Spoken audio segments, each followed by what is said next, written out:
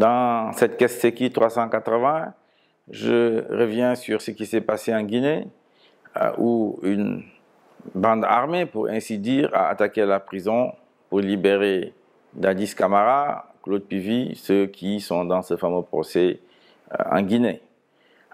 Cela montre toute l'importance qu'il faut accorder à l'état de droit, au respect de la Constitution, au respect de la loi.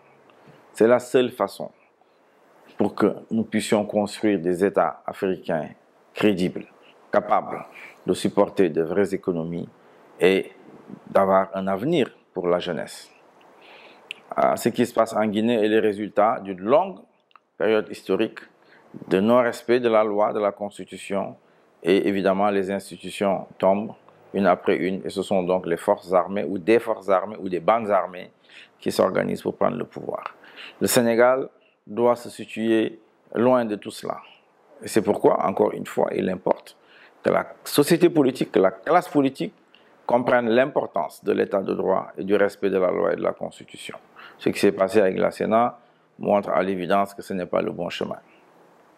Papito Kara, un jeune de Pastef, très déterminé, très courageux, très habile, est annoncé mort dans les pirogues Barzakh à côté de l'Espagne. Ce fut une grande stupeur pour tous ceux qui, évidemment, suivent l'actualité au Sénégal et sont indignés par ce qui se passe dans les pirogues Barzakh.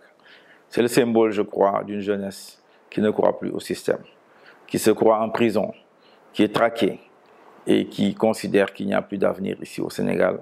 Et elle est prête à prendre ce risque maximum d'aller dans ces pirogues Barzakh. À chaque fois que nous entendons des personnes, des jeunes qui sont décédés, souvent des femmes même accouchent dans ces pirogues, nous sommes choqués. Nous pensons que la grandeur du Sénégal et la dignité des Sénégalais est en jeu. Il nous faut, à mon avis, prendre toute la mesure du problème. Macky Sall, évidemment, ne l'intéresse pas. C'est la preuve par A plus B de l'échec de sa politique économique et sociale depuis 2012. Et donc, Papito Kara, c'est un symbole qu'il va falloir faire vivre, mais également, cela montre que pour l'élection présidentielle 2024, l'enjeu est bien l'emploi des jeunes. Je vous remercie. À très bientôt.